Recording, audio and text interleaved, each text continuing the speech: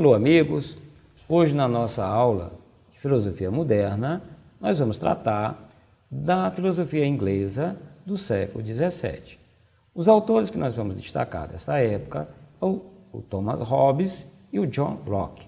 Hobbes tem uma contribuição tanto no empirismo, na epistemologia, com seu empirismo, como na filosofia política.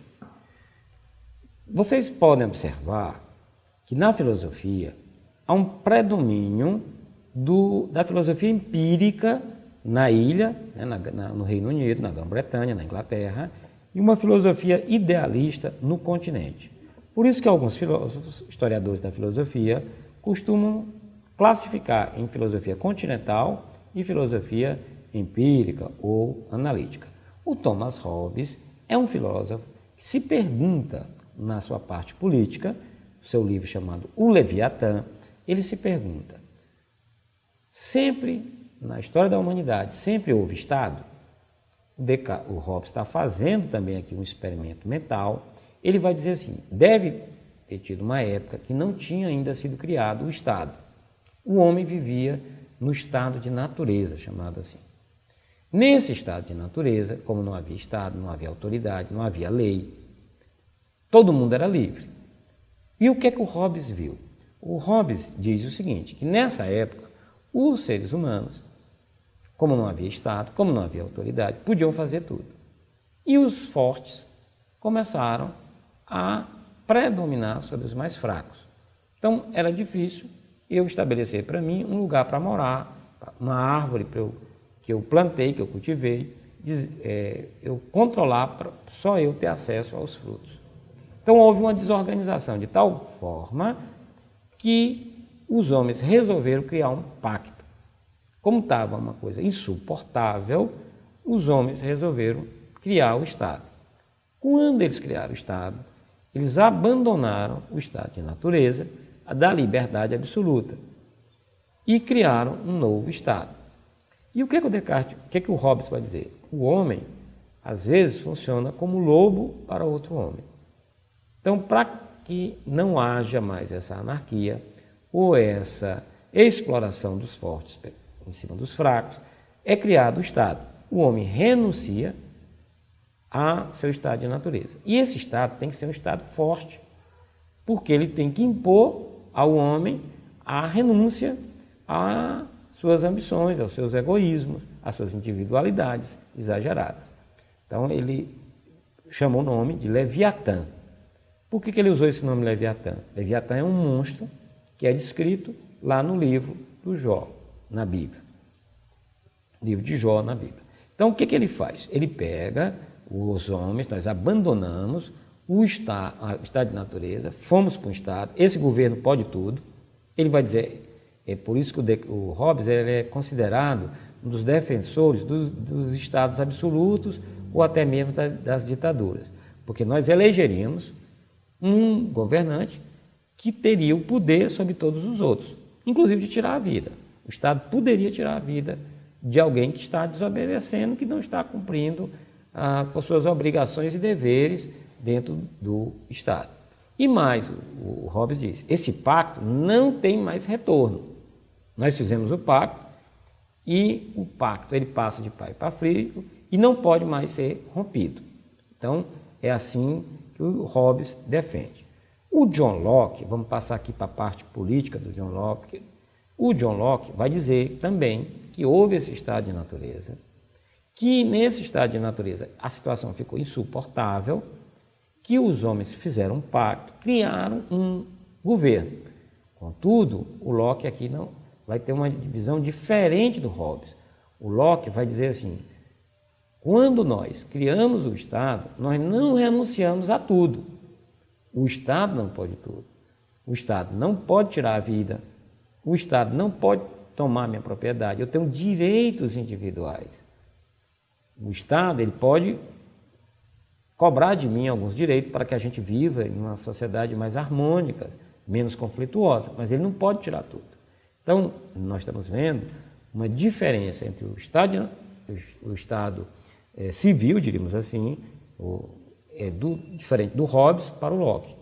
O Locke é um liberal. Ou seja, o Locke está na raiz dos defensores, dos ideólogos de um Estado que não pode tudo. Já o Hobbes está na raiz de um Estado que pode tudo, um Estado muito superior ao ser humano. Aqui o Locke, o Estado não está tão superior ao ser humano. Ele pode, mas não pode tudo. Tanto Hobbes como Locke, em epistemologia, eles defendem o empirismo. O que é o empirismo? O Descartes, ou melhor, o Aristóteles, era um empírico. Aristóteles, ao contrário de Platão, Platão achava que nós viemos para cá com todas as ideias na cabeça. O Aristóteles vai dizer, nós nascemos, não há nada no nosso intelecto, na nossa mente, que não tenha passado para chegar lá pelos nossos sentidos. Então, o que eu tenho passou pelos meus olhos, pelas minhas mãos, meus ouvidos. Então, o empírico é aquele que defende que o conhecimento não está na mente. O Locke vai dizer, quando nós nascemos, a nossa mente é como uma tábua rasa, é como um caderno em branco, que com o dia a dia, nas nossas experiências, nós vamos preenchendo. Então, tanto o Locke como o Hobbes vão dizer, o Bacon também, vão dizer, olha, todo conhecimento, ele é fruto, ele é resultado das nossas experiências, das nossas interações com o mundo. Já nessa época, há outros filósofos trabalhando lá no continente. Um deles é o Pascal. Pascal era também outro grande matemático. Pascal faz um certo questionamento ao Descartes. Pascal, porque o Descartes era um racionalista, Descartes defendia a razão, era com a razão que eu poderia explicar e compreender o mundo. O Pascal vai dizer assim, cuidado, porque nem tudo está reduzido à razão. O Pascal tem a famosa frase, que muita gente usa por aí, nem sabe que é do Pascal. Pascal diz assim, porque Pascal escreve o livro dele em forma de aforismas, são afirmações. Na filosofia, nós temos gêneros literários. Por exemplo, Platão escreve em forma de diálogo, Galileu escreve em forma de diálogo, já Aristóteles escreve em forma de ensaio, o Nietzsche, o Wittgenstein, o Pascal escreve em forma de aforismas. Um dos aforismas do Pascal é: o coração tem razões que a razão desconhece. Ou seja, o mundo não pode ser compreendido só pela racionalidade. Tem também a sensibilidade, tem também a nossa memória, tem nossos valores. Então, para se compreender o mundo, não se pode apostar só na razão. Existe outro filósofo aí, no continente, chamado Baruch Spinoza. Spinoza é um filósofo que também tenta compreender o mundo. O Spinoza vai tentar defender uma ética racional, vai tentar utilizar a racionalidade. Existe também outro chamado Malebranche. Malebranche questiona Descartes.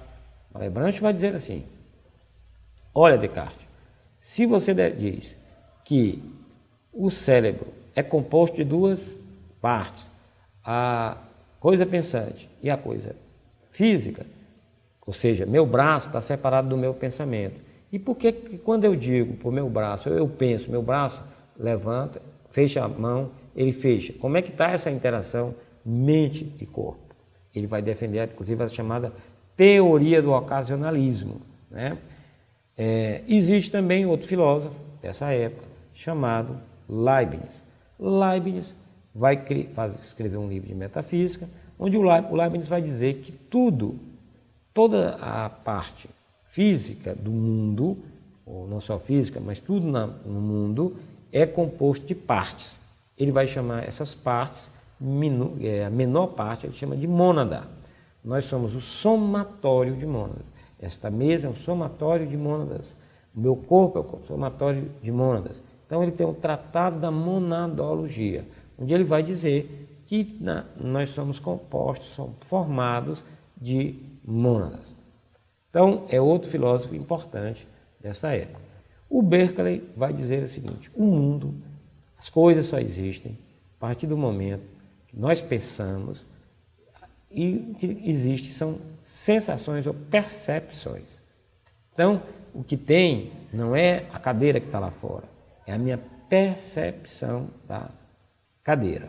Existe outro filósofo também muito intrigante desta época, que é o David Hume. Hume vai questionar também o nosso conhecimento, vai questionar inclusive a ideia de causa e vai dizer que os homens têm um defeito de ver algo se sucedendo e ele chama isso, ele começa a encontrar causa nesses fenômenos. No entanto, ele não tem nada que comprove a ligação da causa com o efeito. Então, ele vai dizer, o David Hume, que o que existe é força do hábito. Nada garante que se eu empurro uma bola de bilhar, onde é que está? Algo que saiu da minha mão e foi para a bola. Ou quando uma bola bate na outra, a outra sai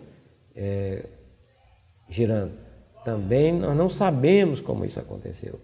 Então, nós fazemos isso por força do hábito. O Hume, por alguns, é considerado, inclusive, um cético, mas o Hume, ele é alguém importante, né? Ele questiona a questão da indução, ele vai dizer, existe alguma razão para a gente fazer, um princípio para a gente fazer a indução? Ele vai dizer que não, nós fazemos indução porque a indução vem dando certo até agora. Depois do Hume, aparece um movimento, principalmente na França, chamado Iluminismo. O Iluminismo é o ápice da razão para entender a compreensão. O Iluminismo chega a mexer com ideias ligadas à política, à ética, né? E vai defender que tudo pode ser explicado pela razão. Esse nome Iluminismo quer dizer, estaria iluminando as possíveis trevas de algo da ignorância. Um filósofo importante dessa época é o Rousseau. O Rousseau também trabalha a questão do estado de natureza. Ele vai dizer, havia realmente esse estado de natureza. Ele vai questionar a questão da propriedade. Ele vai dizer que o homem é bom, todos os homens nascem bons, mas a sociedade o sistema corrompe esse ser humano. Então, o Rousseau vai propor uma mudança no sistema, uma desmontagem do sistema, para que a gente possa, ao nascer, manter essas virtudes de bondade. Um outro filósofo importantíssimo dessa época é o Kant. Kant é um filósofo alemão. O Kant vai tentar discutir por que essa questão do empirismo e a questão do iluminismo, e o Kant vai dizer assim, olha, a questão do empirismo e a questão do idealismo. O Kant vai dizer assim, olha, o conhecimento, ele tem uma parte que é empírica, que está lá no mundo, lá fora, mas também tem uma parte que está dentro da minha inteligência. O Kant vai dizer, nada pode ser entendido fora do tempo ou fora do espaço. Então, esses conceitos, tempo e espaço, são algo que faz parte do meu aparato cognitivo para eu poder compreender o mundo. Então, o Kant vai dizer que o conhecimento ele se dá em duas partes. Existe o fenômeno e o númeno. Então, na mesa, quando eu estou tentando compreender a mesa, tem algo da mesa, tem algo da humanidade que eu não consigo captar. Isso é um númeno. Só consigo captar o fenômeno. Por isso que eu não tenho uma precisão sobre os conceitos. Se você me pergunta o que é coragem, eu fico com uma certa dificuldade de dizer com rigor, com precisão, o que significa coragem, o que significa mesa, o que significa ser humano. Por quê? Porque eu não chego ao número, eu só chego ao fenômeno. Outro ponto importante, eu já comentei, é a questão do tempo e do espaço. Imaginem, você pode imaginar um espaço sem objetos, mas não pode imaginar um objeto fora do espaço. Então, a gente vai dizer, nós, tudo quando estamos tentando conhecer, utilizamos as ideias de espaço e de tempo. O Kant vai também, vocês vão ver lá na disciplina de ética, defender o chamado imperativo kantiano lá na ética. O que seria o imperativo kantiano? quando é que eu devo me portar ou agir diante dos fatos? O Kant vai dizer assim, eu devo mentir? Por que eu não devo roubar? Por que eu não devo passar a perna no outro, enganar o outro?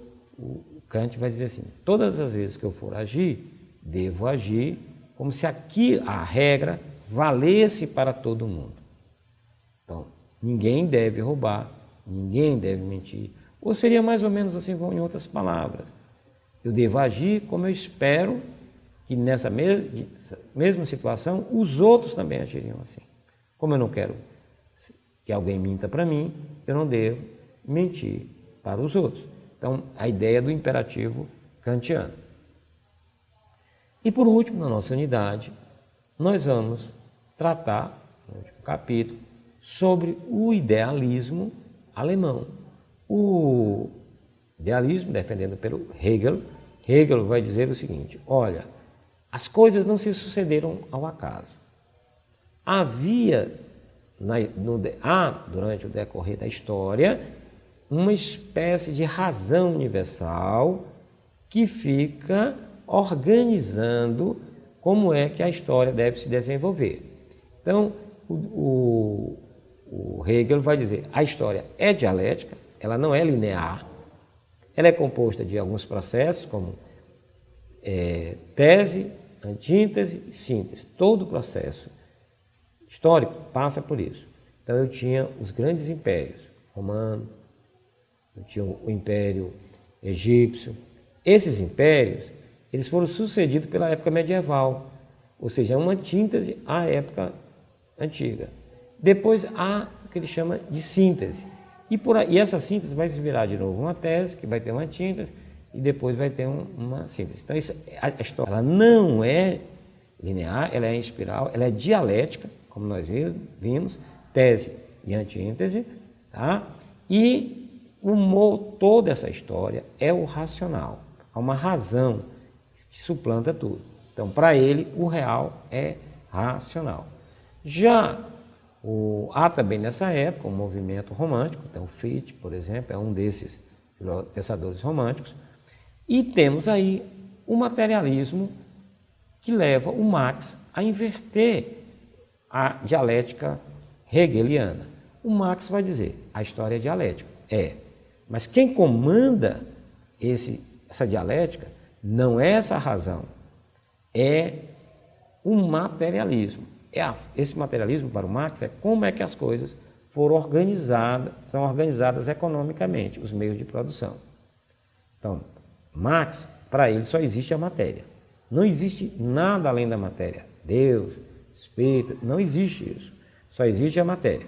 E essa matéria, conforme Marx, que é o combustível da história. Ou seja, é uma história materialista, é uma dialética. A dialética não é como a dialética hegeliana, uma dialética idealista, é uma dialética material e é uma dialética histórica e um materialismo histórico.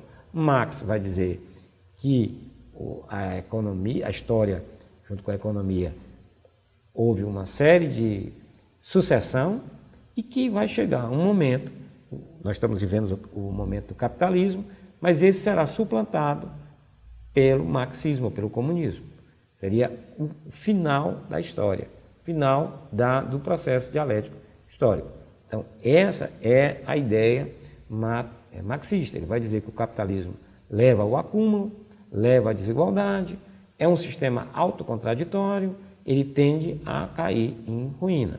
Então, este é o pensamento marxista. Bom, então aqui a gente chega ao final dos conteúdos, da apresentação dos conteúdos dessa nossa disciplina.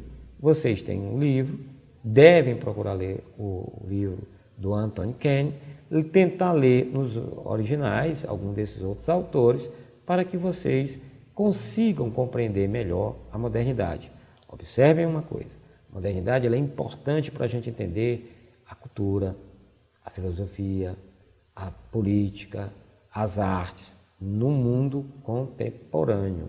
E vocês não podem compreender o restante da filosofia se não compreenderem esses processos da filosofia moderna. Eu desejo a todos um bom curso e um bom aproveitamento. Obrigado.